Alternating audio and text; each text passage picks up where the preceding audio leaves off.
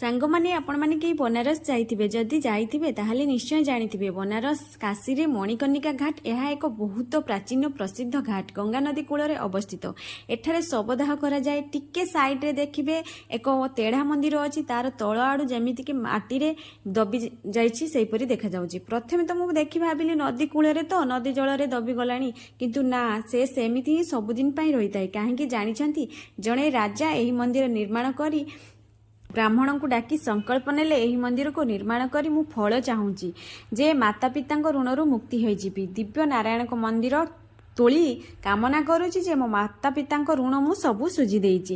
ଯେତେବେଳେ ଏଇ କଥା କହି ହାତରେ ଜଳ ନେଇ ସଂକଳ୍ପ କଲେ, ମନ୍ଦିର ବାଙ୍କିଗଲା ଆଉ କିଛି ଦବିଗଲା। ତାପରେ ମନ୍ଦିର ଭିତରୁ ଆବାଜ ଆସିଲା ଯେ ଦୁନିଆରେ ତୁମେ ସବୁ ଋଣରୁ ମୁକ୍ତି ହୋଇଯିବ, କିନ୍ତୁ ମାତା ପିତାଙ୍କ ଋଣରୁ କେବେ ବି ମୁକ୍ତ ହୋଇପାରିବ ନାହିଁ। ମାତା ପିତାଙ୍କ ଅସ୍ତିତ୍ୱ ଓ ମହତ୍ୱ ଅତୁଳନୀୟ। ସାଙ୍ଗମାନେ, ଷ୍ଟୋରିଟା ମୋତେ ବହୁତ ହିଁ ଭଲ ଲାଗିଥିଲା, ସେଥିପାଇଁ ମୁଁ ଆପଣମାନଙ୍କ ସହିତ ସେୟାର କଲି। କେମିତି ଲାଗିଲା ନିଶ୍ଚୟ କହିବେ।